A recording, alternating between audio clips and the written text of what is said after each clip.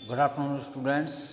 12th लेखांकन में आज हम लोग एक न्यू चैप्टर ले रहे हैं, लेखांकन अनुपात। लेखांकन अनुपात जो है यह वित्तीय विवरणों में से लिए गए दो या दो से अधिक संख्यात्मक मदों के बीच संख्यात्मक संबंध स्थापित किया जाता है।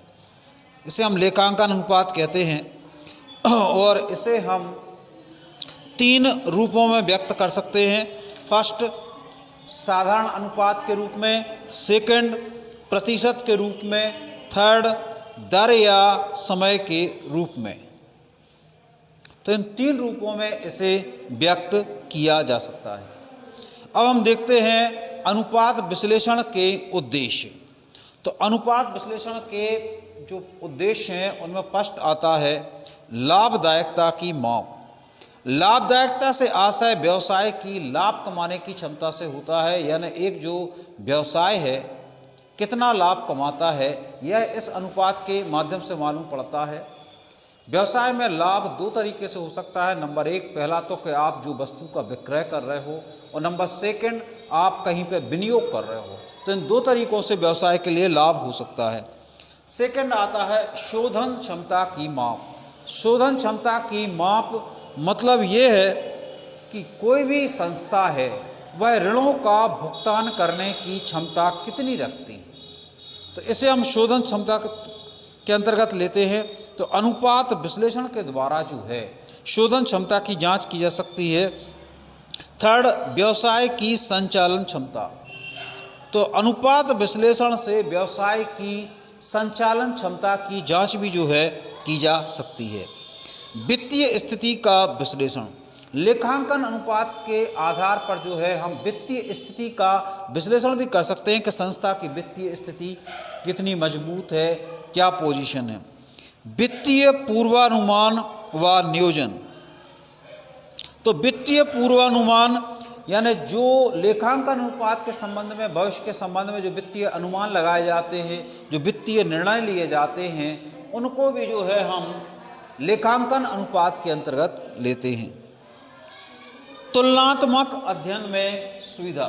तो दो या दो से अधिक संस्थाओं के जो तुलनात्मक अध्ययन है वह लेखांकन अनुपात के माध्यम से करने में बहुत आसानी रहती है।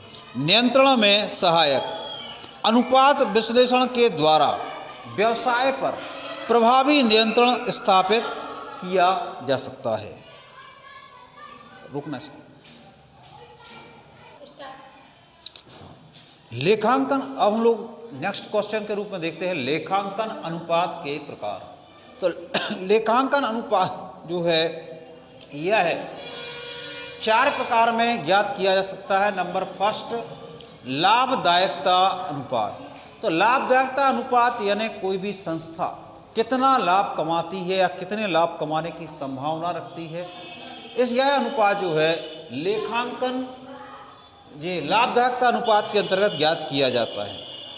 कोई भी संस्था व्यवसाय दो तरीके से लाभ कमा सकती है।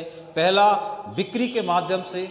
तो इसके अंतर्गत हमें जो अनुपात निकालना पड़ते हैं, सकल लाभ अनुपात, शुद्ध लाभ अनुपात, संचालन अनुपात, संचालन लाभ अनुपात और व्यय अनुपात। संस्था के लाभ कमाने का दूसरा ढंग है विनियोग के संबंध में। तो विनियोग के संबंध में कोई संस्था जो लाभ कमाती है तो उसके तरीके होते हैं, कहीं वो पैसे इन्वेस्ट करती है। तो विनियोगों के संबंध में जो अनुपात हम निकालते हैं, कुल पूंजी या कुल संपत्ति पर प्रत्याय, विनियोजित पूंजी पर प्रत्याय, अंशधारियों के कोष पर प्रत्याय, प्रति अंश आय, समता अंशधारियों के कोष पर प्रत्याय। तो करीब ये अनुपात हमें जो है विनियोग के संबंध में निकालना पड़ते हैं।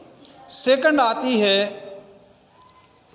क्रियाशीलता अनुपात। क्रियाशीलता अनुपात का मतलब यह है कि व्यावसायिक संस्था संसाधनों का उपयोग कितनी कुशलता और कितनी क्षमता के साथ करती है। तो इसके अंतर्गत जो हमें अनुपात निकालना पड़ते हैं, स्थायी संपत्ति आवर्त अनुपात, कार्यशील पूंजी आवर्त अनुपात, कुल पूंजी आवर्त अनुपात, संपत्ति आवर्त अनुपात, चालू संपत्ति आवर्त अनुपात,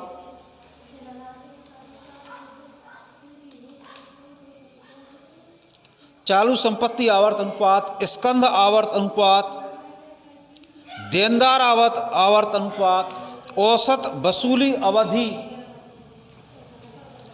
लेनदार आवर्त अनुपात और औसत भुगतान अवधि।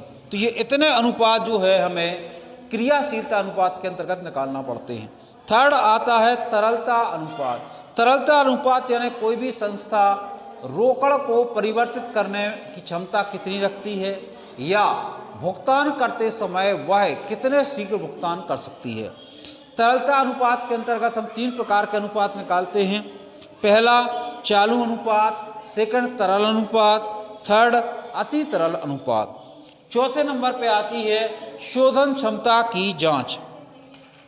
शोधन क्षमता की जो जांच है, इसके अंतर्गत हम यह अनुमान लगाते हैं कि जो संस्था है वह कितना भुगतान करने की क्षमता रखती है।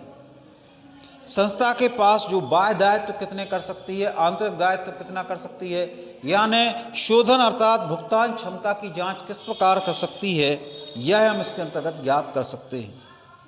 इसके अंतर्गत जो हम अनुपात निकालते हैं, फर्स्ट शोधन अनुपात या ऋण अनुपात, सेकंड ऋण समता अनुपात, थर्ड स्वामित्व अनुपात, फोर्थ स्थायी संपत्ति अनुपात, नंबर 5 ब्याज आवर्त अनुपात।